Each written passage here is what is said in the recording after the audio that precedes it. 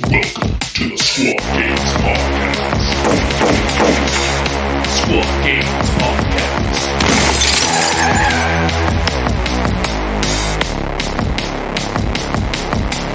The shout-outs are really important this week. Some people may not know my laser caught fire. My big laser caught fire last week and ruined the machine in its entirety. And the first thing that happened was I went into the room, woke up my wife at 2 a.m. and told her that we are ruined. A little dramatic, I suppose. And she came out and saw it, and yeah, it was a really hard thing to get over and to kind of figure out. As I was still working on people's Christmas orders, I was trying to get everything out before Christmas.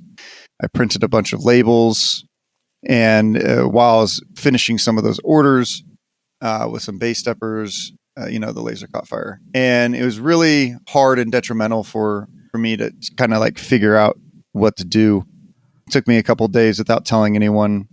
And then some people said I should start a GoFundMe, and I did. And I did not know that everyone liked me so much. I really have to say thank you to the community and every person that's really donated to this GoFundMe. It's really helped me and my family.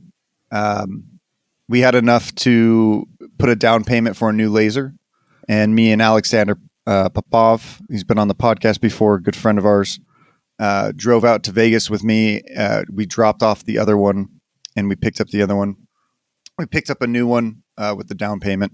And, Giacomo, Andrew Ramos, and somebody else, what was his name? Mr. Matt. Matt came to my house and helped us load up the 1,000-pound laser into the back of a trailer the night before. And it's been pouring rain in California. And so we drove out to Vegas, picked up the laser, and drove it back. And I think the worst thing about the whole scenario, the whole case, was that I was 11 days outside of warranty. And the only thing that the company could do for me is give me the same deal they had last year, which was essentially $11,000 laser that I had to purchase again. So like, I have to say thank you to every single person that's really donated. There's a couple people that donated anonymously that I won't name, and they're quite big donations. And I have to say thank you from the deepest of my heart and my family's heart. And then there's others. Of course, I get to see everyone's name, but I'm not going to say everyone's name because we'd be here for possibly the whole podcast, me gushing over all of you. So, it was something really difficult to deal with, and I look forward to talking more about that and maybe some of our other hotter takes on these things on our new Squad Games Redacted podcast, which will be for our Patreons only, that we will be releasing as well. But I think that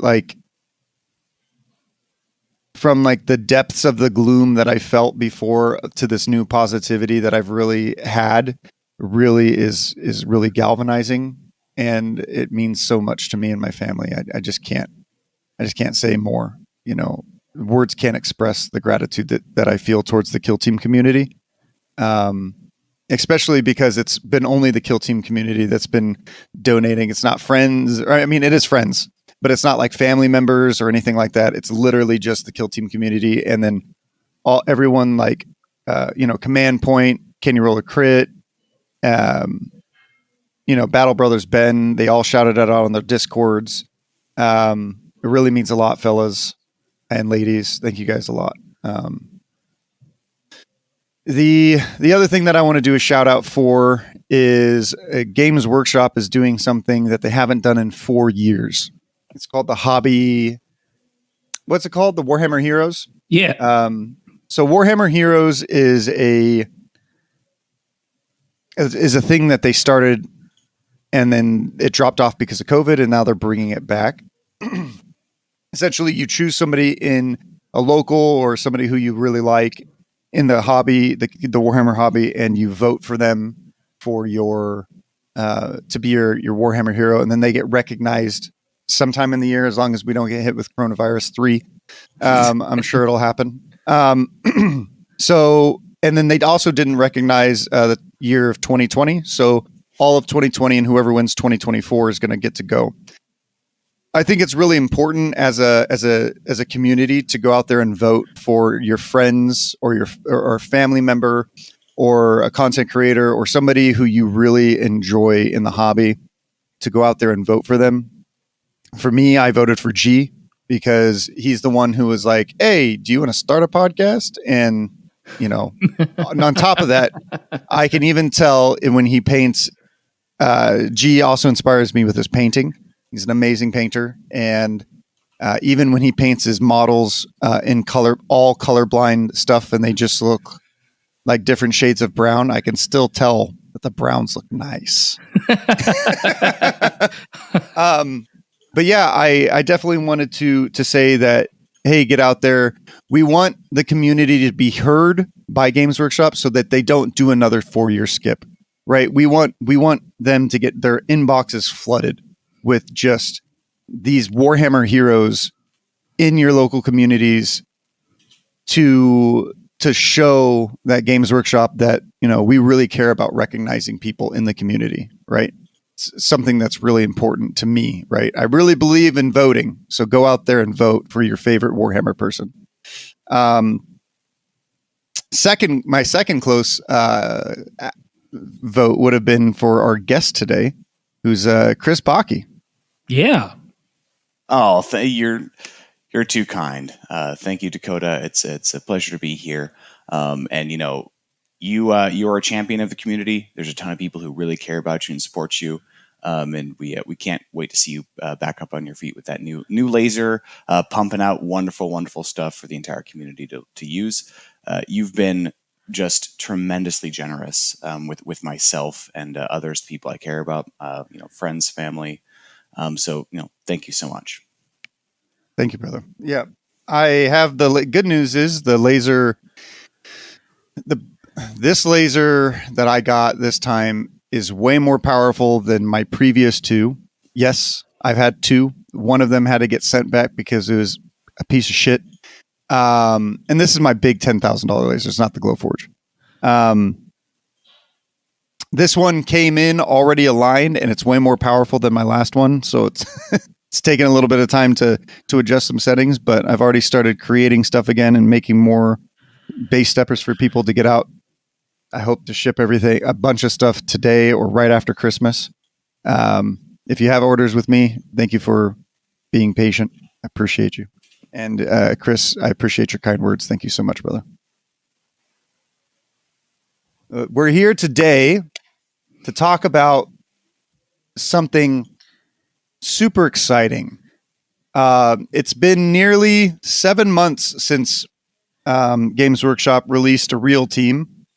Other than Justinian with the Mitsubishi bolter. Yep. That's what we call it. If you call it a Mitsubishi bolter from Japan, then it gets the 5 attacks. And as you can see, the scouts have 5 attacks on their bolter too. So obviously the American one was a typo. Right, everyone? Yep. Right. Correct. Right. Or maybe all their bolters are just manufactured in Japan.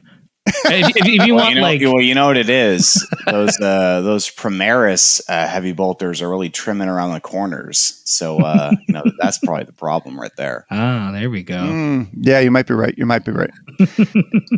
So today we're going to talk all about salvation, and I think we're going to try to do the terrain rules, the scouts, and the blades. This is an audio version of the format, so we will try to be as descriptive as possible, so you don't actually have to pull out the cards and read, because apparently we're getting the Warhammer 40K treatment now, where all of our stuff is going to be on cards. Thank God. Thank God. It's about time. Thank the Emperor. Yeah, sorry. Data cards and crap like that. Yeah, pretty exciting about that. Yes. And then we're going to go over some of the terrain and give our first takes on it, because this is the first time this morning. I woke up 2-3 hours ago, watched some videos, You know, and tried. Well, I didn't watch as many. I scrolled through because I like to have my own hot takes before I start hearing other people's. And have my own thought process. Did you guys do the same, or have you guys been reading Reddit and all that kind of stuff? What's the overall like conception of the team? Are people happy? Are people pissed? What's going on? Just from images. Go ahead. Oh yeah, okay. Just from images, I like both the teams. Mm-hmm. I mean, I'll save more as we get to it, but overall, I like the way the teams are playing. I think it's cool. It's mostly unique. One team for sure is mostly unique. The other one was a little bit different from what I expected, but I'm not mad. I'm happy. Yeah, I was really shocked to see the Blades of Cain come out with 3 APL. That's not new news, right? We've seen that for a few weeks now. Mm-hmm. I was really interested to see how this team was going to work in this design space where it seems like the only other team that had been there before was Void Dancers, who were already so weird. And really, really excited to see Aspect Warriors take the rightful place as individual badasses, right? They are head and shoulders above their fellow guardians in the craft world. I'm a huge Eldar fanboy, so I was really, really excited to see how they hit the table. And I haven't played them yet because I haven't been able to wake up any of my friends to play. But I really, really have a good feeling about how they're gonna work on the table. So my immediate hot takes on the team are, I think they're both going to be a ton of fun. I think they're both going to be very interesting. I do have my criticisms of both teams. I feel that like with a lot of the past iterations of teams that have been come out, I feel like these teams, people were afraid that Games Workshop may have been afraid to make these teams too strong. So I think that they are going to be both very, very mediocre. And unfortunately, I don't think either of these teams are going to be competitively viable. Maybe the Eldar team in time, but they're both going to need buffs. And I think that it's unfortunate that these teams both aren't going to be good until maybe the fall. And then we might be either getting a new edition or a new season before the data slate actually addresses any other problems. So it's going to be interesting to see how they perform at LVO, because we are going to be allowing both of these teams at LVO. We saw the rules. We think they're good. We think they're going to be fun for the team, for everyone to play. And they're not Cults 2.0, which was what we were worried about. So if you're thinking about bringing them, we will amend the rules for Las Vegas Open to allow both of these teams. Chris, does that excite you because you are going to LVO? All Eldar must answer the call.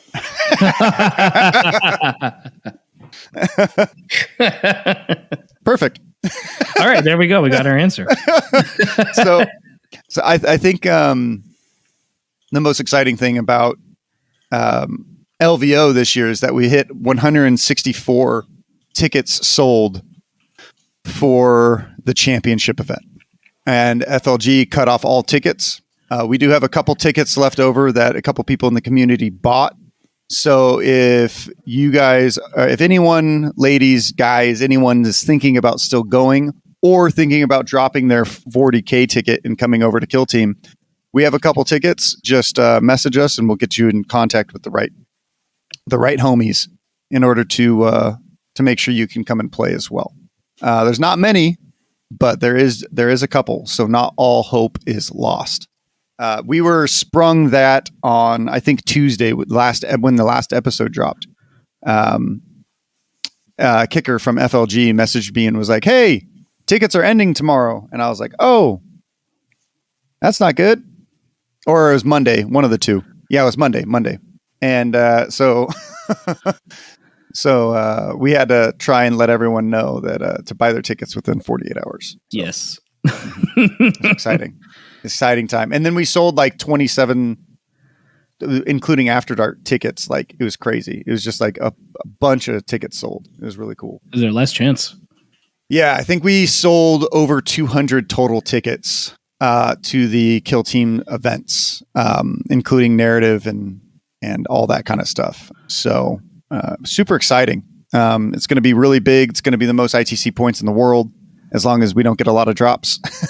But I believe we are nearly 50 people over the next closest event, which is Warhammer World or Warhammer Fest, one of the two, at 117. So it's very exciting to see the community coming together for such a large Super Bowl of Kill Team. Ba-na-na, ba-na-na-na. And I will hopefully see many of you there. Absolutely. It's going to be amazing. All right. So which team do you guys want to dive into first? I feel like we should save Blades of Canes for after, because that's the best. I think when we talk about the first team there, we think about the one that sort of scouted ahead and set everything up beforehand. Right? Yeah. First. I could see that. I found it so funny that when we were guessing like what would happen with the teams, like I was just joking when I was like, hey, I think scouts are going to scout better, because I was like, what else are they going to do at this point in time? So many teams have so many special rules, and then they could. I just didn't know all this crazy stuff they could do, because it's pretty cool. Pretty cool to say the least. That was so incredibly cool, and it's some deep cut to some old lore. I believe older versions of 40K had scouts able to set up booby traps and stuff on the battlefield and do this kind of thing. So I think it was second edition. Second edition. So it's really awesome to see Kill Team really flesh out more of the specific mechanics of, what is a booby trap actually doing? What is a triple arm actually doing? Really, really cool stuff on the Scout Forge scouting. Mm-hmm. That's a good point, because I was just playing 40K yesterday, and although it's fun to play, you can't really get into the nitty gritty of stuff. Like, they definitely made the rules more macro than micro. And I guess that's why I like Kill Team, because you have a lot of those micro rules, which works since you only have like 10 models running on the board. Yeah, I think the 40K is suffering from commercialization. So they are trying to capitalize on getting the most amount of people to play the game as easily and as fast as possible compared to old editions. And I think that's some of the reasons why Big Hammer is suffering rules wise. So they tried to oversimplify things, and then with that oversimplification, some rules that were too powerful, like towering, Have to get changed. Started seeing abuse and stuff like that, and obviously, whoever was playtesting for 10th edition, however it happened, like whether it wasn't playtested or it was, and then Games Workshop didn't care. Like whatever happened with 10th edition was a big oopsie, in my opinion. I mean, I just got to imagine there's so many more units, and it's not like a team. Like when you're playing Eldar, you're going through their catalog, and I have no idea how they'd be able to balance that compared to everyone else's catalogs.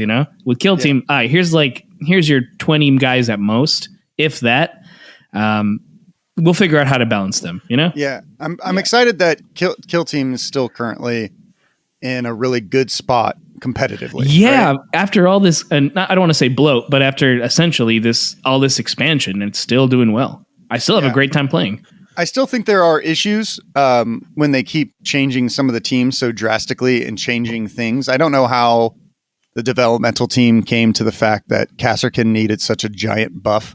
It's still a mystery to me, but the Kasser Kings, I think, are still here to stay. It might be interesting to talk a little bit about how these guys are going to fall into the meta a little bit later if we have time. Yeah. But do you want to go off with the archetypes and the operatives, Chris? See what these scouts can bring. Remember, we are looking at pictures, but our audience is not. So we'll try to be as descriptive as possible for everyone. Yeah, so scouts are coming in with archetypes that may not shock you. They're sporting infiltration and recon. I always like to see more teams with infiltration. They seem to be it's such a cool combination. Yeah, we haven't seen one in a while, right? Yeah, it's they don't crop up that often. Now, one of the problems with it is I think infiltration tends to generally favor teams with mooks, if you will, where you have some throwaway bodies. And scouts, as they should, don't have any throwaway bodies. So it'd be interesting Agreed. to see how they approach infiltration a little differently than others. And of course, they have the coveted recon archetype with the free item points. So that's always good to see. And I think scouts are going to be really, really well positioned to score a lot of points off of recon. They can do that in a variety of ways. The operative list, they're coming in with 9 operatives. The sergeant has a few different options, but most importantly, the iconic chainsword bolt pistol option. You can take two heavy gunners, which I think is really neat in this team. So you get that same sort of firepower you could get out of the compendium. Snipers in there and a few other specialists. But then the team will need to have a few warriors as well, with a few different loadout options. I have my own opinions on what I think will really make sense for the team. Okay. Which may disagree with some other people. But yeah, so nothing really shocking from the operative selection spot. And the one thing I do have to say is I'm a pretty big lore nerd. And the idea that scouts would have the same head count as Kazarkan is offensive to me. Scouts are on their way to become full Space Marines and are already pretty far along. I wouldn't have minded if there were 8 operatives, honestly, and have the team work that way. So them being 9, I think is cool. I would have liked more wounds and less operatives even. But I'm over here thinking I'm fine with 5-man, 18 wound Space Marines. So that's my hot take on that front. That's quite the take. I was actually going for just make it an even 10. But as we'll get to, their characteristic, that's the wrong word. The abilities to hit and stuff, I get why 9 makes sense. Yeah, I mean, I don't think the team would be busted at 10. I get lore wise, but I think they could either like buff each model, or they could. I don't know if an additional model would necessarily break the team. I mean, is it going to make them the next Colts? Absolutely not. Absolutely not. But I could definitely see that Kasserkin kind of being better than them is a little bit of a problem as well. These guys are essentially becoming Space Marines, and that's what makes them so exciting. One of them already is. So yes. Oh, really? The sergeant. The sergeant is not just a Space Marine. He's a veteran Space Marine. Oh shit! Fuck yeah, man. He's a teacher. He's actually my favorite model. Not model, but he's my favorite unit of the scouts. Like, out of all the other scouts, like, his rules for this particular one, which we will get to, he's my favorite model on the team. Overall, before we get into the team, I want to say, like, my overall thoughts about the team is I think that this team is going to be a ton of fun. Like, if you're going to a tournament, other than like the meme that we say is like, bring this team if you want to have fun. Seriously, bring this team if you want to have fun. This is going to be like Intercession 2.0 about how fun I think this team will be and how fun they will function. And they're not bad, so. Well, not only are they not bad. So I think this team there's 2 parts of the magic to scouts. One is the turning point 0 play they get to do. Most teams don't really get to play the game during turning point 0, the scouting phase and deployment. But scouts do. Which is awesome. And then actually once the game starts, they're no pushover there either. So do you want to talk about their iconic forward scouting ability first? Yes. It's really the trademark of the team. Mm-hmm. So scouts can basically choose, I think it's 5 forward scouting, 5 forward scouting moves. And there's a few different categories of them. You can double up on doing more recon and infiltrates. Those are just mimics of what you could already do during the scouting phase, which is whatever. And then there are there's some sort of more specific items they can do. I think the 2 that immediately caught my eye when I read through the team's rules, I'm curious what you guys think, are triple arm and booby trap. And I think the combination of these 2 forward scouting moves really gives scouts this early game, turning point 1 presence that few teams can match. Specifically, triple arm. So you place this anywhere in the kill zone more than 6 inches from your opponent's drop zone. When an enemy walks over to it, and near 2 inches of that triple arm, the triple arm goes away, but that operative is lit up on engage until that operative's next activation. This gives you like a huge amount of board control turning point 1, because guess where these triple arms go? If they're not going on middle objectives, they're going as close as they can toward your opponent's home objectives. Absolutely. And now your opponent has to deal with the fact that, even their even heavy cover isn't enough to save them. If you can get visibility and potentially ignore obscuring, which the team has multiple ways of doing, you're threatening anyone in their backfield. Scouts have two different tools to do it themselves. Yeah. So I don't think you can discount how powerful triple arm is. I'm going to go on a little bit of a tangent on this one. I've also seen a little bit of feedback online that scouts might not be good against elites. As someone who's played as and against elites a lot, the threat of having one of your models get lit up on engage, and you basically don't have a choice, is really problematic for elites. So this skews, as well as another one of these moves, skews pretty hard against elites. So that's just something to keep in mind. I think scouts are doing a lot turning point 1 because they have this tool. What do you guys think? Yeah, I definitely think that you have the gist of that. I think that people saying that they're not going to be good into elites, 4/4 shotguns into elites are not bad. Are you going to kill a Space Marine as fast as like Kasserkin? No, but does this team still going to, slap some elite teams? I think so. And also, like, you could designate target. There's a bunch of different things that they can do to be able to help deal with elites. I definitely don't think that's going to be the case. Are they elites counter? Also no, right?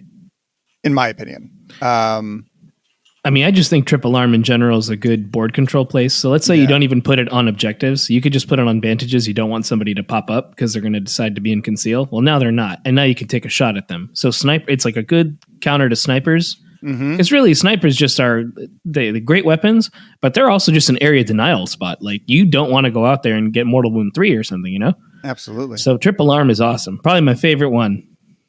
My favorite one out of this all is actually probably redeploy. That might be a little different for some people, but I think like an elf, right? And I like messing with my opponents. So when you would take redeploy, which is another one of their forward scouting options, is that you can change up to one of your operatives that is wholly within your drop zone and or change its order. So when you take this, you can do it 5 times, right? Am I understanding this? That is correct. Yeah. So you can actually deploy your guys like shit in order to have your opponents be like, oh, I'm going to put a couple guys on engage over here and like actually bait somebody. And then you do redeploy, and then you can change them all to conceal and move them somewhere where you don't want to. So they actually get an advantage when they take defender, right? Because you can kind of start baiting other teams and people, and then able to change everything up against them. Or if you see somebody that's like messed up one of their deployments or whatever, all of a sudden you can move your missile launcher and put them on engage, and then all of a sudden, like, now you might get like a pretty big blast like on turn 1 or something. I think that redeploy is going to be, in my opinion, if I was playing this team, probably like a hardcore, like, take this every time. Like, this will probably be Blades of Cain, and this team will probably be my new go-tos for teaching players. Because remember, So talking about, redeploying that missile launcher and putting on engage, you don't even need to put it on engage. You can redeploy it on conceal, even if you wanted to, then do an extra recon infiltrate, move that missile launcher 3 inches forward. And you have a lot more agency turning point 1 to flip things to engage, because your opponent is so worried about the triple arms you're probably going to put up that they have less ability to go and engage because they're going to be hurt by it more. Just a ton of ways of really pressing board control early game. Yeah, I think that this team and Inquisition are the two teams that have the most pre-game thought processes about how you're going to play the game. Like, I don't think scouts have a lot like during the game. So like this thing, anything that you do in your forward scouting, you really want to make sure gives you an advantage. Like, you need the advantage to happen early with this team in order for it to make them successful, because they don't do as much in game as like, Gellerpox or something like that. They don't have any feel no pains or anything like that. This is their bread and butter. And definitely, do you have Go ahead, Chris. And definitely another honorable mention for another awesome one. I don't know if I would take it every game, but diversion. Select enemy operative, subtract 1 from its APL. What this does is shuts down certain teams' alpha strikes. If we were still in a dynamite meta, you could just slap the knob with that and -1 APL. You could also, do for example, a Pathfinder Grenadier. If anyone ran Pathfinders, you could do that if anyone ever took that team for whatever reason. And you can also actually do some even funkier stuff with it. If you're fighting against, for example, Hyrotech, and you're really concerned about that death mark popping out of dimensional concealment and doing some sort of mission action, you could also just slap that bad boy with -1 from APL as well. So you have a ton of different ways you can influence the early game state with diversion. The operative does not need to be on the board. Absolutely. I also think that it's great in a vet guard by giving them -1 on the demo. So it's literally impossible to use the demo man turn 1. So you can really threaten. Of course, the demo man could just go to turn 2, but that's another good model or you can also do, it's even good against Space Marines, like they can't get a double shot off or can't get like a move dash grenade or something like that. Diversion's going to be pretty good. Yeah, into elites, just making them regular. I don't know if I want to run a team of like regular guys at 6, That's pretty good. Yeah. So to clarify, diversion is just for the first turning point, because whenever you generate APL, is at the beginning of your turn. It's like mana. So like if anyone plays Magic the Gathering, whenever a model activates, they get 2 of their mana flipped up, right? So this is just basically making it 1 mana for your models to use. Yeah, I think diversion is definitely going to be better against G8 or APL 2 models than APL 3 models, because Agreed. APL 3 models can still do enough turning point 1. And then, of course, they snap back to it turning point 2. So, yeah, definitely the play is shutting down certain alpha strikes, or on boards where your opponent, for example, they recon dash somebody up with the intent to, get them doing a mission action on one of these central objective markers. You can make it so that there's no way that operative can now reach that marker. Really, really strong. Good on In the Dark too to shut down, effectively stop people from getting through doors as quickly. A lot of really, really cool tech here. Absolutely. On Into the Dark against Vetguard, slap it onto the against them onto the Confidant, because then the Confidant and the demo man can't do their super spicy double team. It's pretty good. I like it. So going over all of them, and then we'll go through the 5 that we'd take in most situations. So redeploy, we just went through that. Recon is you're allowed to resolve 2.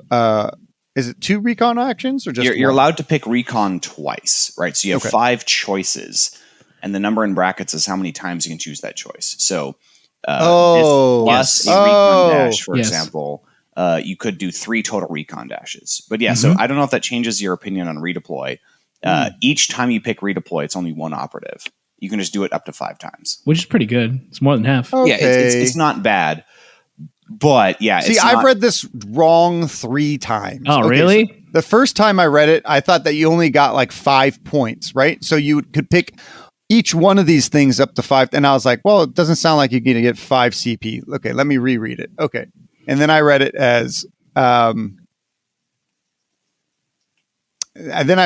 like, each time you choose one of these, you can choose 5. You get it this many times. So infiltrate, you would get it 2 times. Then you could choose like a recon, you'd get it 2 times. It makes a lot more sense now. Yes, so that's the cost, and you get $5. So you could get 2 triple arms, 1 booby trap. That might be my favorite one because it has booby in it. So let's go back. We have redeploy, which you can take an operative and then flip it. It's still really good because you can still take it up to 5 times if you want to really bait somebody. Recon, you can take it twice, and it allows you to do recon twice, up to once, and then if you take it again another time. Infiltrate as well. Then you have triple arm, booby trap, Diversion, which is -1, Devise Plan, which is +1 CP. That's probably a must on everyone. And then Designate Target means that you select one guy, and each time a friendly scout operative fights or makes a shooting attack against them, you get a re-roll one of your dice or your shooting attacks. You get balanced against one enemy operative the entire game. Very good. This is definitely to pick against elites. If they got more than 6 bodies, you're probably not.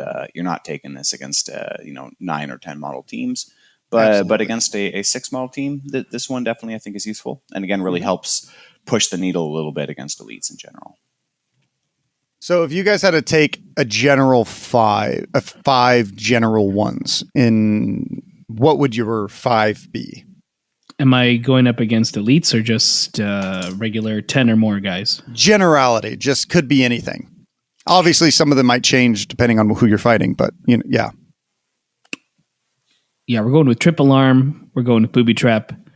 For the generalist, we're going to get Device Plan. We may as well get 1 CP if I don't know what I'm doing there. And I'd probably take a redeploy and an extra infiltrate. Okay. How about you, Chris? I think as far as like the auto takes, it's hard for me to ever look at this and not take 2 Triple Arms and a Booby Trap. So I think that's 3 points that are spoken for. Mm-hmm. I think Devise Plan is good, so I'd probably also go for that, although I don't think it's necessarily an auto take. And then depending on who you're fighting, Diversion, Designate Target, or some of the Recon Infiltrate options are solid.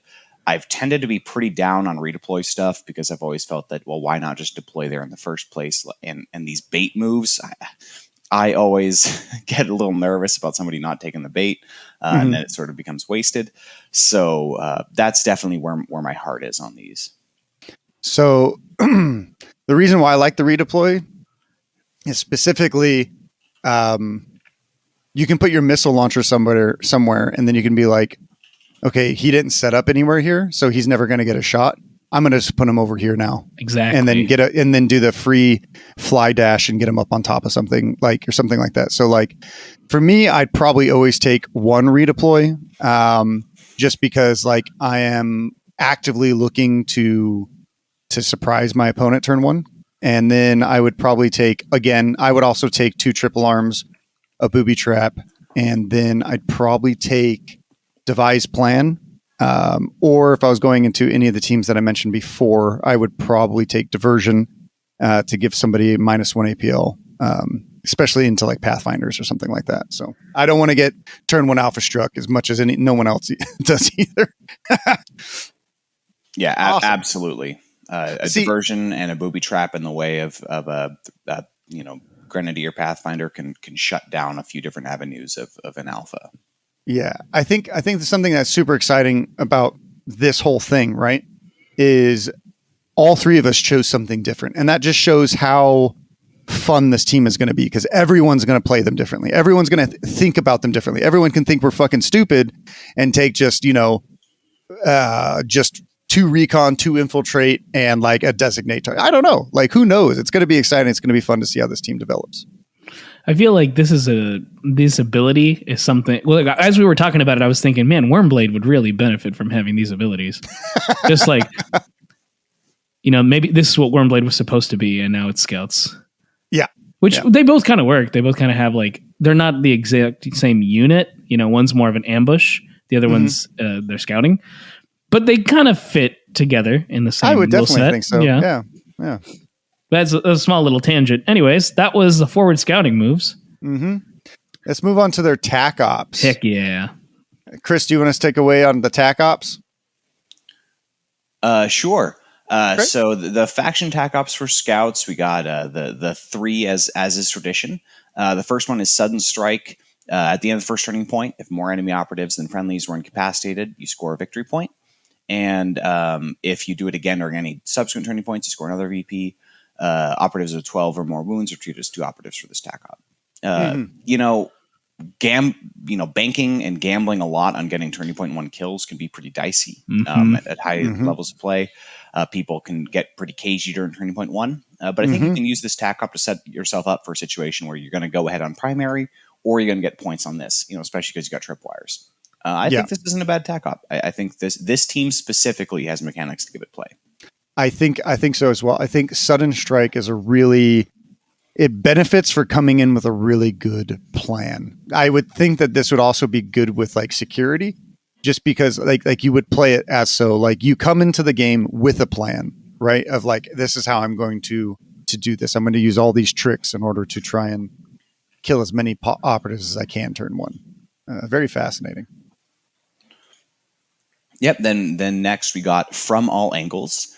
This harkens back to some old table quarter stuff that I remember from old versions of 40k.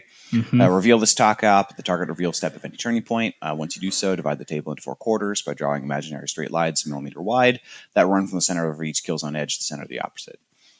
So basically what you're doing here is you want to have 3 scouts, 1 in each quadrant, deal damage to enemies somewhere on the board and score a victory point for that. So you're basically doing damage while you spread out. I think this one's interesting. I don't love, necessarily having to put people in certain places, but it's also not terribly restrictive to just be in 3 different quadrants doing damage. So yeah, I think this is a decent way to score some VPs off of it. I'm not sure in practice how restrictive it's going to feel to have to be in different table quadrants. Particularly, I would suspect an Into the Dark might get kind of rough. Yeah. Yeah. It's also difficult to score something from some of your back ones. Like, it might be easy enough to charge somebody in a different thing, I mean, this might be good into something like Felgor, right? Like, where they're going to be coming to you and you can fight them in a bunch of different ones. But it seems like it might be hard and easy to score.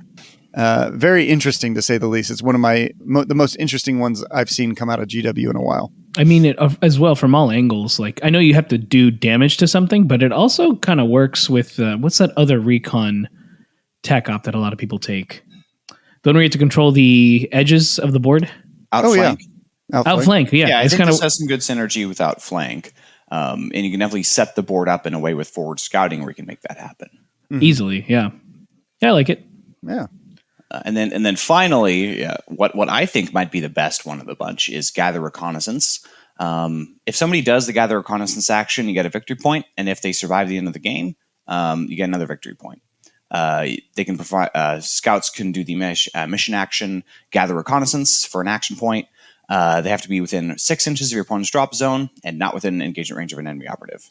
That is all they have to be. I think this is the move, personally, with scouts. You simply take this, and all you need to do is have some dork survive near the end of the game, and then just walk forward a little bit, do the action, score you 2 VPs, game's over. And you got synergy. Absolutely the move. Has synergy with Infiltrate. And the thing is, this doesn't really need you to go out of your way early on, and in fact heavily incentivizes you to wait, because all you need to do is just do an action and live to the end of the game. Yeah, use your could be the last turn play.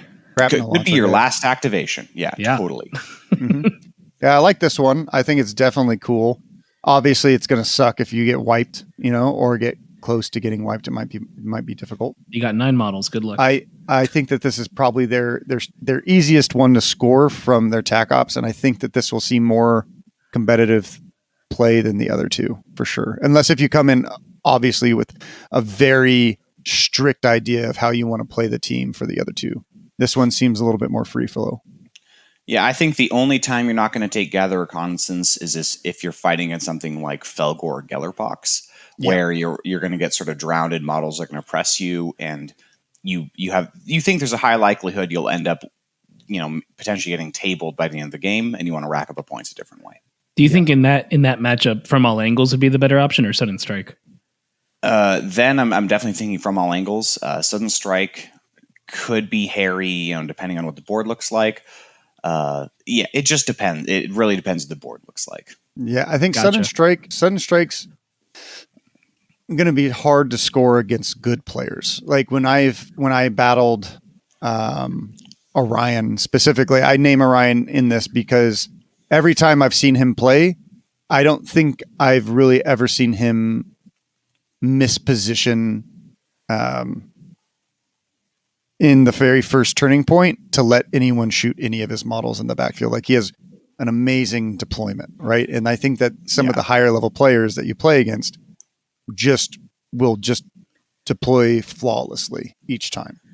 Yeah, that's one of the reasons I don't really love that one. Now you might say, well, guys, you completely forgot about that awesome tripwire that flips somebody to engage, and with that, of course, you can do sudden strike, right? Well, maybe, but you also have to remember that really good players like Orion, who might be running really good teams like Otherpox, might have operatives that don't care if you try to flip them to engage because glitchlings can just kind of scoot under the tripwire and they have super conceal. So that tripwire is actually helping because they just shimmy under it. They do the little conga line thing, move right under it, and then you're still at square zero. So sudden strike, risky if you can't make it work. Of course, if you can make it work, getting points for killing things is always an awesome combo. Absolutely. Play the game. Yeah, I think that the TAC ops are all very interesting, and I think that all of them probably have some sort of play in one way or another. Unlike other teams, right? Some other teams just have awful TAC ops, and there's like one or two. Yeah, you just take the one they always have. I get you. Yeah. Like Corsairs were like that for a long time. You just don't take any other faction TAC ops. I think overall I can see all of these being used. None of them stand out to me as just a complete loser. Yeah, and none of them are like the Kroots balance the books. You just take it every time because you can max it. Like I think Gather Reconnaissance, if we had to pick something close to it, is the one that is the one I'd probably take all the time. Because again, it could be the last turn, I reveal it. All right, that's the guy you already weren't going to kill anyways. Cool, I got it. Yeah, absolutely. So moving on to strategic ploys. Strategies. I'll go through the strategic ploys, and G, you can want to go through tactical ploys. I'll go through tech. So they have 4 strategic ploys, right? They have guerrilla engagement, which costs 1. Until the end of the turning point, each time a shooting attack is made against a friendly scout squad operative that's in cover and no more than 6 inches from enemy operatives, in the roll defense dice step of that shooting attack, you can re-roll 1 of your defense dice. Oh, it's and more than 6 inches. So if they are hiding and in cover, they get to re-roll 1 defense dice. That's okay. It's decent. Good for turning point 1. Guerrilla warfare, man. Yeah. It's not bad. Not bad at all. I don't know. I don't see this ever getting played. I think Me you might neither. as well not have. You might as well not have this one. It's more flavor than anything else. It doesn't even have the decency like some of the other useless ones to give you like a better armor save and cover. This one just lets you re-roll one of them. Or auto retain an extra one like orcs. It's like, I think Vetguard have something similar, I believe, and I've never taken it. Yeah. So and this one I think is equivalently worse than the Vanguard version. I agree because it has a range. Yeah, you might as well just take this off the list. Luckily, the rest of the strat ploys I think do have some juice to them. Oh yeah. So gunfire ambush, also 1 CP until the end of the turning point. Each time a friendly scout squad operative makes a shooting attack in an activation in which its order was changed from conceal to engage, in the roll attack dice step of that shooting attack, you can re-roll 1 of your attack dice. If the target isn't ready, then you can re-roll any or all of your attack dice results. So it's basically the Wormblade. It's literally just Wormblade. I mean, that's literally what am I wrong? No, that's why I was saying this team kind of feels like you'd be playing Wormblade. So this is amazing for that one thing on, what was it called? The last one we just had it up. The ploy or the... No, hold on. I got to see what. So sudden strike, when you have to kill something turn 1. So let's say you took flip and you took it 3 times. So you could just flip 3 of your guys on turn 1. And if you were able to get some shots off, you could just re-roll all of your attack dice of 2, like with the heavy bolter, the sniper, and let's say the missile launcher. You could easily score it with gunfire ambush, quite possibly. Again, requires you to have a game plan going into the game. I assume that blade ambush is the same. Correct. But, you're right. Yeah, it just looks the exact same. So blade ambush is a one for 1 CP, and essentially if you flip from conceal to engage when you're fighting, If the target isn't ready, the friendly operatives also gain the rending critical hit rule for that combat, and you get to re-roll any results that you don't like. So it could be 1s, it could be 2s. Do they hit on 3s? I guess we'll find out. So yeah, I mean, it's pretty good. I like that you automatically get, rending, which is cool. Like it's a great strat ploy for turn 2 and turning point 3, especially if you hold back for gather reconnaissance later in the game, and then we have stealthy relocation, which also costs 1 CP. Select one friendly scout operative that is more than 6 inches from an enemy operative, and you can immediately perform a free dash action with that operative and or change its order. You cannot use this strategic deploy in the first turning point. So that's a great thing mixed with gunfire or blade in turning point 2. It seems like they were worried that sudden strike would be too powerful if you were allowed to take stealth relocation, almost like making the better version of Wormblade turning point 1. Yep.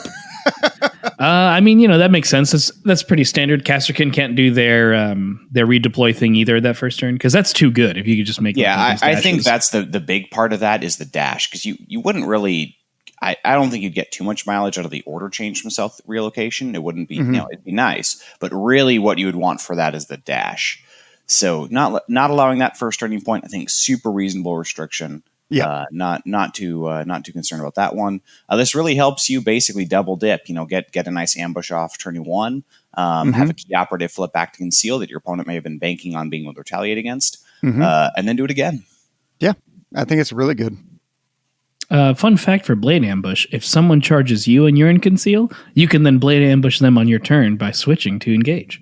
Oh, yeah, you don't have to charge; you just have to switch from conceal to engage. I like that. Yeah, I like that. Just a fun little fact there. You didn't think I had a knife. I have a knife. Right, it's in his boot or something. Oh, no. Tactical ploys. Here we go. All right. These ones are fun. They're fun. I like their flavor more than anything else. So to start it off, you got Astartes training. Scouts are training to become Astartes to get their Black Carapace to become Space Marines. 1 CP. You use this tactical ploy during a friendly scout squad operative's activation. And until the end of its activation, the operative can either perform 2 fight actions or 2 shoot actions. But specifically, because they're Astartes, it's got to be done with the Astartes shotgun, bolt pistol, bolter, or heavy bolter, because that's what Astartes use. It's their blessed weapons. And Astartes shotgun gets lucky because it has Astartes in its name. Yeah. Which is awesome. Double shoot. It's cool. But it's very specific for one guy. So, that's different from normal Space Marine stuff where you get it for the team, which is usually strategic play, which makes sense because they're training, so they're not fully there, which is going to kind of lead off to the next flavor point here. Raw physiology. It's no longer transhuman physiology because they're not quite there yet. They're getting close. Raw physiology, 1 CP. Use this tech ploy during a friendly scout squad operative's activation. And until the start of the next activation, that operative isn't injured, and you can ignore any or all modifiers to its APL. So, it's a lesser version of them because they're not fully there yet. It's awesome. And this next one, Emboldened Aspirant, also for 1 CP. You use this this tactical ploy after rolling dice in the roll attack dice step of a fight or a shoot action made by a friendly scout squad operative. If it's the first friendly operative to do it either during this turning point, or if the target had more wounds remaining than that friendly scout operative at the start of the step, you can retain 1 successful normal hit as a critical hit instead, which makes sense. You're aspiring to be the first one to shoot, or you're aspiring to take down the giant, to become a Space Marine. Again, flavorful. I don't know if I would probably be using this all the time because it has a little bit more restrictions. But I'm sure there's better players than I am who will figure it out. The one thing that I would mention here is it's the first friendly operative to do either of these actions during the turning point, but it's not the first action during the turning point. So keep in mind, you could theoretically have, I don't know, a heavy bolter activate, pop Astartes training to shoot twice, and then also use Emboldened Aspirant. And you can also gunfire ambush, so you get to reroll all your results of something. Yeah, so if you were trying to take down, for example, multiple intercessors, a heavy bolter could do some serious work. It's a little bit of an investment, but I mean, it'd be really cool. You see, someone figured it out what to do, and that's the cool thing about that. And then you have covert You're position. getting basically automatic P1 on that heavy bolter, right? Yeah, it's good. And how many command points was that? That was 2 That command would be points. 3 total if you did It's- gunfire, starties, and emboldened. Oh yeah, you're right. The third command point you would have been spending anyway, I think, because gunfire and bush, you're taking that for your whole team. I don't think that's a bad investment there. Yeah, that's true. Yeah, two CP for this, but if you win that first activation, you got a good chance to use it. 2 CP to bring down 2 intercessors, probably a good deal. Yeah, actually, that's incredible. Yeah, that is incredible. Pretty likely to score one kill for sure, and maybe a second. See, and then you took that sudden strike, and there you go. It only cost you 3 CP, but you did it. So then we go to covert position. So it's 1 CP. You use this tactical ploy during a friendly scout squad operative's activation. Until the start of its next activation, while that operative has a conceal order, it's always treated as having a conceal order. You're going to notice this between these two teams. Super conceal is a thing.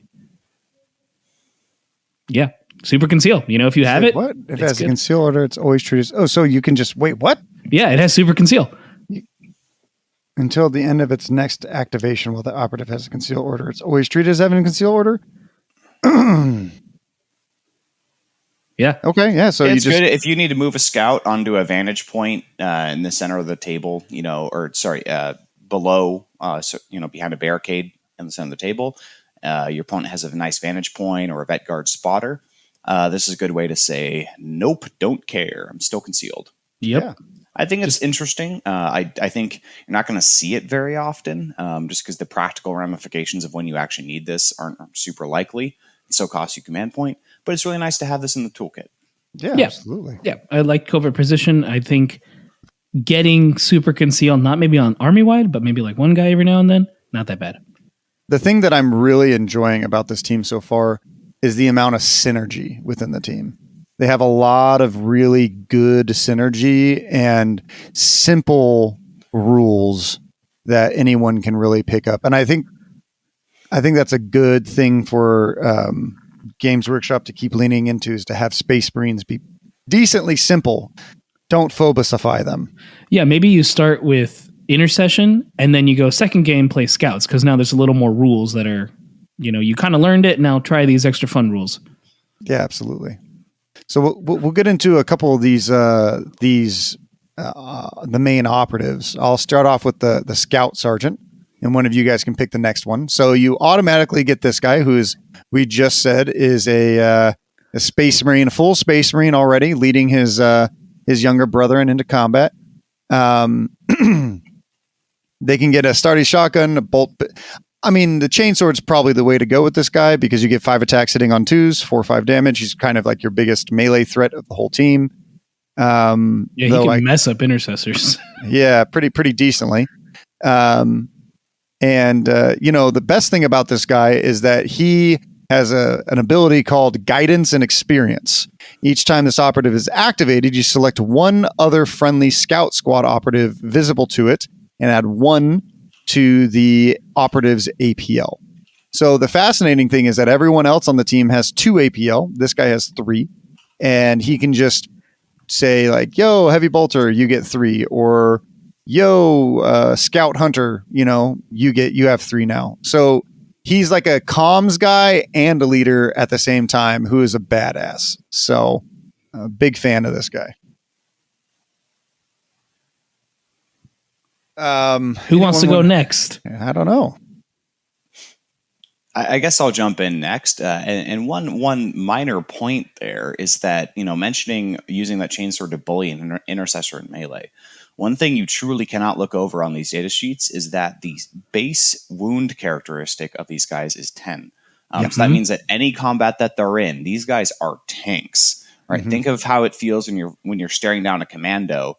Even after just a scratch is gone, those guys have 10 wounds you still have to chew through.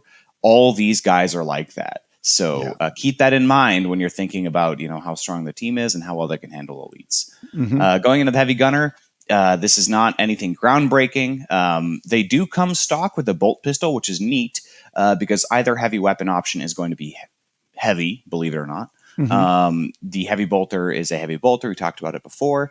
And then the missile launcher gives you that sweet long range blast option, as well as a crack grenade for the little bit of armor piercing spice. You have both. You don't need to pick and choose which one you're taking. You're going to bring both. The heavy is a restriction you do need to work around. So scouts need to be a little bit more clever than maybe legionaries do, because you can take suspensor system for legionaries. Because you don't have that option here for scouts, you're going to need to make a little bit better use of your recon dashes. You do a little bit of pre-positioning a little bit better, and use other parts of your toolkit to help extend the threat of these heavy weapons. That was something I noticed right away, because I thought, like, all right, they got heavy, probably suspensor system. Nothing in the equipment for that. They have something else, but like, you make a good point. You know, people playing around heavy, we're so used to legionaries, are probably the people using it the most, who have suspensor systems to be like, I can move 6 and be okay. So this is an interesting way to have to play them. Absolutely. For elite players, because I like to think elite players are probably going to be attracted to trying these sort of elite teams, at least Space Marines, because it plays very similar. Mhm. Similar, but not at the same time, because infiltration and recon are something I'm not used to with elite teams. I would call these teams normal. We have elites, just like we have a normal team, and then we have horde, right? Yep, that seems good to me. Yeah. No other weird things we're going to call this team. Elite's dead. Elites are dead. These teams just normal. I want to pick one. I'm going to pick my favorite, the Warrior. Like the standard dude? Because you have to take 3 in the team. All right. Yeah. I would probably take 2 shotguns and a bolt gun, honestly. Interesting. Okay. Oh, sorry. Not a bolt gun, a combat blade. And a combat blade? Yeah. Okay. Yeah. All right. Yeah, that's the Warrior. You got to take 3. So you said 2 bolt guns and 2 shotguns and a combat blade. So you're interested in wanting them to get close. Yep. These are guys I'm gonna, because I think the whole team in general is gonna want to be moving forward. So having the shotgun for 4/4 hitting on 2s, you're gonna close that gap. It's like, you play breachers. Yeah. You play cops. If you're playing those 2 teams, you're already used to going forward with that many number of guys already with 2 APL. So you may as well take the stuff you're used to, and it's even better. So I think these guys definitely have the most flexibility into whether you're playing on open, whether you're playing on Into the Dark, and into what team you're playing. I think that this is going to be your biggest flex, because you might take all shotguns on Into the Dark. You might take all open bolt guns if you're going into something that you don't want to be in close combat with. Or you might take all combat blades or some shit if you want to do something else interesting. What do you think, Chris? I know you said at the top of this that you had interesting thoughts on these guys. Yeah, my hot take is I love bolt guns. I hate having the range restriction on a team that really wants to be able to surgically pick out targets of opportunity. And I really foresee myself running bolt guns a fair amount more than just always defaulting to shotguns and the pistol blade. That said, I think you both hit the nail on the head here, where this operative is so flexible with different ways of playing it. And even if you go, for example, the bolt gun option, right, trying to specialize in range, you still have 10 wounds of meat and fists that hit for 3/4. Oh yeah. So like, even if you're going to specialize in range, you're still a tank in melee. And even if you specialize in melee, you've still got that nice 3/4 pistol with some rerolls as options, or the ability to shoot it twice. Hyper flexible depending on what you need these guys to be doing. Absolutely. Yeah, the humble warrior might go in the top 3 of best warriors and teams. Mm-hmm. We'll see in a moment. We'll get to there. That is true. I'll go with the hunter next. This one is my second favorite, specifically because he is just a baby reaver. So I'm gonna call him little baby reaver. But he has a grapnel launcher, and he has climbing equipment, so it makes him a lot better at climbing and on open boards and stuff like that. He gets it for free, and then he's able to perform a free charge action with this operative. If during the action the operative climbs, drops, jumps, traverses, or its base moves under a vantage, as its melee weapon gains the lethal 3 special rule until the end of its activation. So I guess you could charge under a vantage point, like into bastion or an Octarius building or something like that, and you automatically get lethal 3. Yeah, he's doing some Tarzan shit right there. Yeah, homie, he's fucking coming in, and he gets lethal 3 on a 3/5 weapon. It's really nuts. I mean, so when you hit, you can do criticals. When you hit, you can do criticals. No, you only do criticals. Exactly. Yeah, you're just like this dude like specialized in a Ganger Hive, and he's just great at shanking people in the throat. That's what he does, and he comes out from underneath things or on top of things. He's a spicy guy for sure. So yeah, just how spicy that is that he has a decent shot of, if he charges an assault intercessor, he can potentially pick up the assault intercessor, which is insane. And then he can fight twice. Yes, with the CP. Yes. Yeah, it's pretty good. You got to get a little lucky for that to happen, but you don't need to get that lucky. Yeah, it's pretty good. I like it. Fun guy. He's a mushroom now. Yeah, it's super exciting. That's my favorite operative. Now we have the sniper, the tracker, and I think that's it, right? Yep. All right. Which one do you want, Boggy? Which one are you going after? Well, I want the tracker. Oh, all right. Really cool stuff here. So first off, trackers locked to only having the bolt gun. I'm fine with that. I love me some long range bolts. So no problems for me on that front. So 2 things the scout trackers bring on the table, 2 unique actions. The first one, I'll go with one that's a little more familiar, is the Auspex scan. It's the same version as the intercession Auspex. You pick an enemy, they're not obscured, they cannot retain defense dice as a result of cover. Do note that this is a really funky interaction with our Kroot friends, which means they still don't get defense dice because it doesn't actually grant no cover. It just says they can't retain defense dice from cover. Mm-hmm. So it's still going to bypass Rogue to really sort of kneecap the powerhouse that is Kroot. Huge problems, those guys. And then otherwise gives you that nice piece of anti-obscuring tech, which synergizes really well with the team being able to plop on vantage points, getting full survey of the battlefield, and then you see somebody that you have visibility on, and you plop them with the Auspex, and you're good to go. So really, really powerful ability, especially with a team that has 9 activations here, unlike Intercession, which only has 6. The other one is Track Enemy. I think this one's going to be a little harder in practice to use, but you select an enemy who is hidden on a conceal order and visible within 6. Then you select a friendly scout. Until the end of the turning point, that friendly scout treats them as if they had an engage order. Still useful. I'm struggling to think of when I would use this in practice compared to Auspex scan, but it's still really, really nice to have to use. I like this guy because he gets, like you just mentioned, both those abilities. Where in other teams they have these abilities, but they're on separate guys. I think of Phobos really mainly because they don't have as good of an Auspex scan, which always upsets me. Mm-hmm. And this guy has better both things, and it's in one guy. It's just nicer. Though the trade-off is if he dies, you lose him. You lose both. But I'd rather have it in one guy, honestly. Yep, and one other thing is that this really helps give more of a pressing threat turn 1.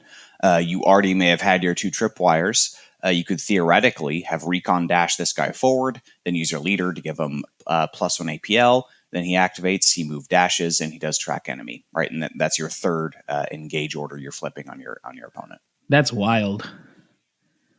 Yeah, this guy's sick, and I love the camo cloak. And you got to take him. Well, and actually, the camo cloak is on the next guy. The camo cloak is on our sniper friend. But what operative should we talk about next, Dakotah? The sniper. That's all we have left. I was too excited. I was like, You're so excited you should talk about it. Yeah. Okay. Fair enough. Sniper. I love me snipers. Snipers are a really cool operative. I love them. And this team is anti-sniper, so that's fun. Yeah. Well, the fact that they also get a camo cloak, I mean, he's not the best sniper in the game. No, absolutely not. But he's not. He's a good sniper, though. But if you give him like all of the equipment and all that kind of stuff, he becomes possibly one of the better snipers, or if not the best. So, he gets a camel cloak. So if he's in cover and somebody can see him, he auto retains 2, which is nice, especially since he's a 4-up save. He has an advanced scope for 1 AP. You can ignore obscured, which is, fucking good. Now they have 2 operatives that can ignore obscured, and don't they have like a thing that also does it too? That fucking trip alarm. So this team is just like, hey, I don't give a fuck if you're obscured. Awesome. So just the sniper rifle hits on 2s, 3/3 damage, heavy, silent, mortal wounds 3. I think the thing that makes him not be the best sniper in the game is the fact that it is heavy. And there's other snipers like the Vetguard sniper and a few others that don't have that. The blooded one that don't have the heavy restriction. Another good thing about the blooded one is that you can shoot into other people's close combat with the CP. So like there is just like some other just better. Well, let's not forget that the blooded sniper also hits on 3s and is only mortal wound 1. So I think we might be exaggerating the blooded sniper a little bit. But it is certainly no Vetguard sniper, that's for sure. Yeah, I definitely think Vetguard sniper is one of the best because you can use them like a plasma if you're going into Gellerpox. I think Vetguard sniper is the best. The honorable mention would be the Kazarkan sniper because elite points can proc the mortal wounds so hard. Mm-hmm. But the Kazarkan sniper loses a lot if he flips to engage, and all the Vetguard sniper loses if he flips to engage as the conceal order. So, and then third best would be Justinian, I think. Yeah, I would say the Astartes bolt rifle, sniper rifle is the best, or for that type. Yeah, he's so. Of the Justian Timberlake team, who is that? Is that Lance? I want to say it's Lance. Lance? Ooh. He'd be Lance? Well, let's see. There's only 5 members of InSync. So there's 7 models, so we have to decide that. That'll name one of them could be Britney Spears, right? There we go. We'll put it on our Patreon. We'll make that happen. We'll make that. We'll decide who the 7 characters are in real life. No, but I like that sniper. It has 3 options. You're right. The Vetguard still doesn't lose anything if you're going to engage. Which is nicer, but I generally think once you have a sniper placed somewhere, that's where they're going to live. Yeah. So moving to the equipment for this team, they actually have some really good equipment, in my opinion.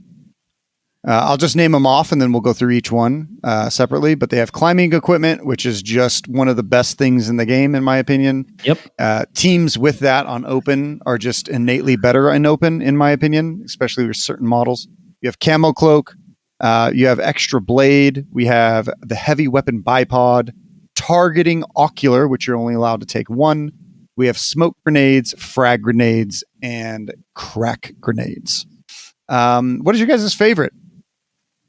I like extra blade. Balanced is cool. Yeah, that's cool. Oh, actually, I'm lying. It's heavy. It's heavy weapon bipod. Okay. Yeah. Tell us why. Because it's not suspensor system, but it's something else for your heavy weapons, and I think that's pretty cool. And to have the whole thing. So it's the reroll 1 number of any kind rule. Mm-hmm. I'll just read it. Heavy weapon bipod. Each time this operative makes a shooting attack with this weapon, in the roll attack dice step of that shooting attack, if the operative has not moved during that activation, you can reroll any or all of your attack dice results of 1 type of result. Now, Chris, let me ask you a question. Chris is our rules expert, even more than me. Chris, if you took the Wormblade special thing on this team, where you get to re-roll any of 1 particular dice number, and you have the heavy weapon bipod with let's say the heavy bolter, right? Could you re-roll all of your 2s and all of your 1s? I do believe you can. And in fact, it's funny you bring that up because this team actually has a ploy called Gunfire Ambush. And combined with the heavy weapon bipod means you can very much set up situations where your heavy weapons are relentless, effectively, among potentially other things, with being able to do more criticals. This can get real spicy with, for example, a frag missile, that you sneak somewhere where it shouldn't be early in the game, using that heavy weapon bipod and gunfire ambush to do even more damage. Really, really cool combinations of stuff here. Absolutely. And this is just the first day looking at the team. There might be more crazy shit we don't even know about yet. Yeah, I need even more coffee. I can't wait to pour over these rules more. So heavy weapon bipod, awesome. As you said, climbing equipment. It's just so powerful. It makes climbing easier. It makes dropping easier. Really, really flexible, and again, synergizes well with the fact that the team likes to move around a lot during Turning Point 1, getting themselves in positions for Turning Point 2 ambushes. Absolutely synergizes well with the team, and you can flex it hard outside. The camo cloak, I think that's a little bit more of a niche pick. Definitely nice to be able to retain extra cover dice, but how often that will come up really depends on who you're fighting against, and if that team is really vulnerable to extra cover even mattering. Maybe can really go ahead. Maybe Pathfinders, maybe If marker lights didn't exist, other sniper, other like shooty hordes. It might be decent to take a couple of them into, but I mean, there's so many other equipment that's just better than the camo cloak. Like I believe the way that I read this rule originally is that you could also take the extra blade onto the scout hunter, so that when he grapples underneath a vantage point, he gets balanced on his combat blade. So not only is he critting on 3s, but then he's re-rolling 1s. That's pretty good. I do believe that's a great combination. Yeah. That's a good call out. I didn't see I didn't even see that one. Yeah. That's great. Yeah, and then you can also do blade ambush and re-roll all of your 2s. There you go. And be like, hey, I'm going to 100% hit you and do as much damage as fucking possible. I love it. Thank God they don't have an ability to let them strike twice before an opponent gets to. My crazy thing is, right? The thing is, this team is like, this guy, this one homie is better than like a normal fucking Reaver, right? Like, yeah, the Reaver can strike twice, fast or whatever, but like, this is the operative that I wanted for Phobos. This is the guy that should have been on Phobos, the one Reaver that you always take. This is what we needed in the Phobos Dyer's need. And instead, we just got weird buff after weird buff after weird buff. Well, sorry, Phobos. Remember this. Vanguard gives you plus 2 inches of movement. I mean, that would be even more destructive, in my opinion. But I also, as a counter to Dakotah right now, you have to set this guy up. The Reaver can just do all that stuff. So there's a lot less setup to make it happen. Not saying the setup's hard, but there's still setup you got to do. The Reaver just does it and can strike twice and be like, all right, I'm going to deal anywhere from 8 to 10 damage, 2 hits first. And if I do that to your guy, I just killed the scout. Because you don't have an ability to be like, yeah, no, I can stop some damage. You just die.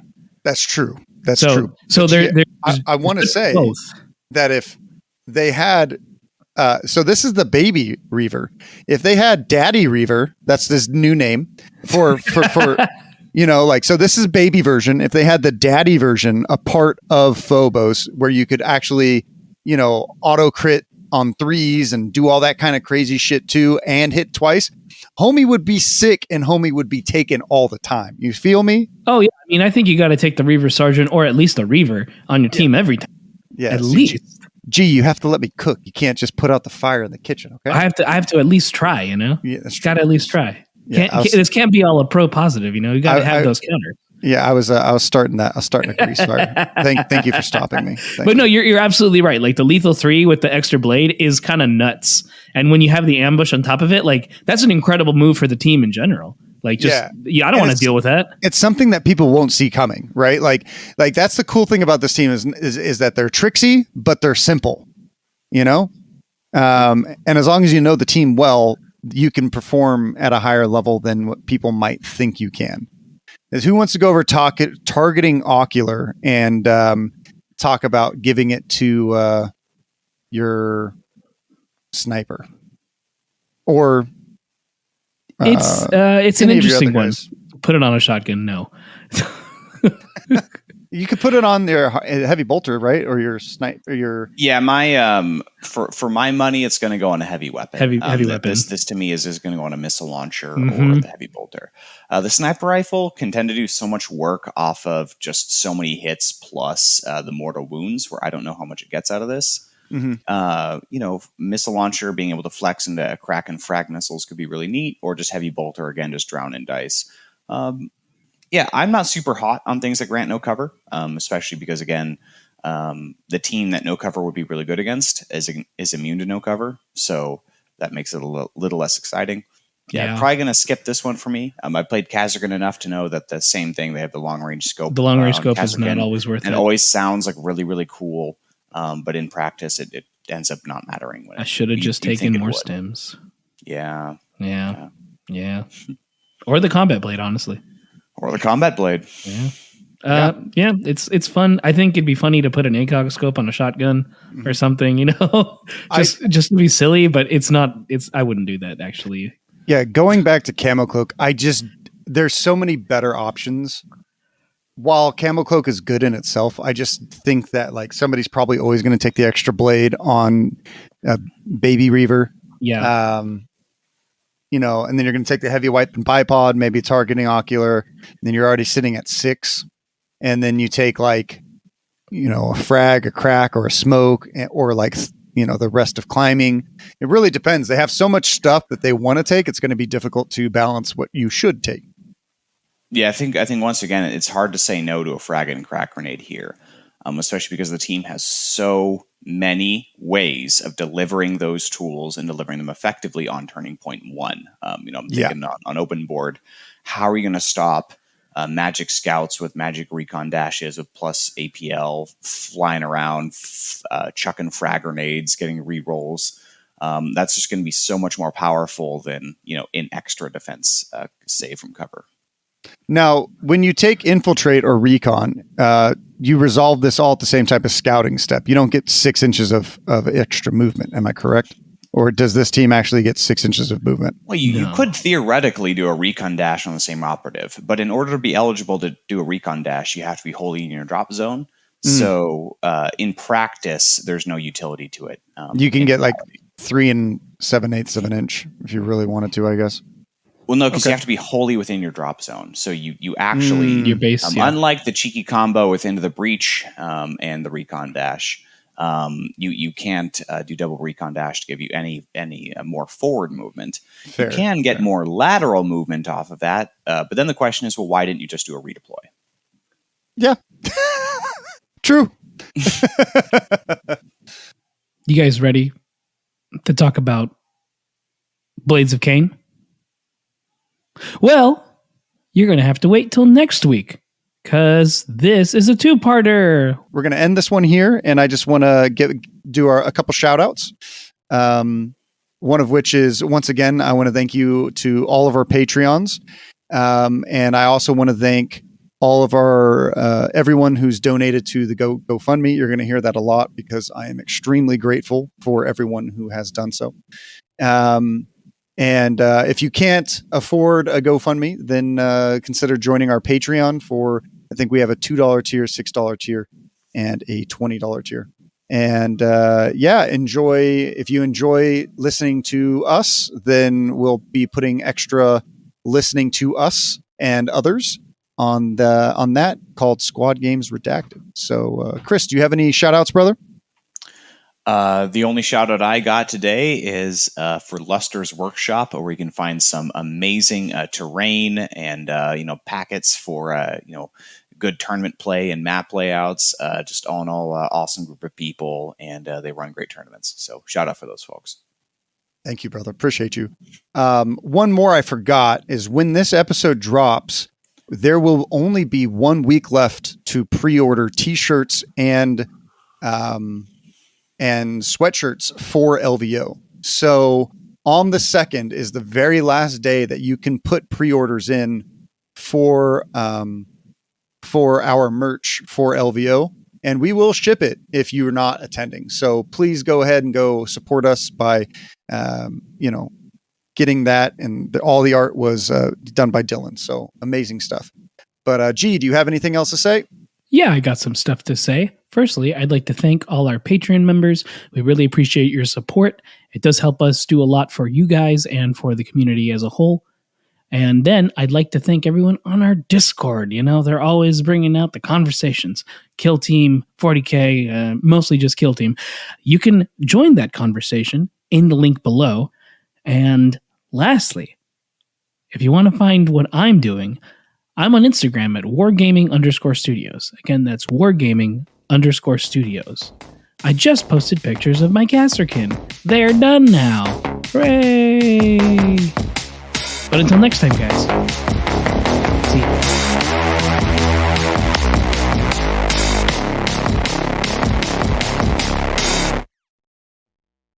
The Squad Games podcast is a production of Squad Games Entertainment. For more information on Squad Games, please visit our website at lestersworkshop.com/squad-games.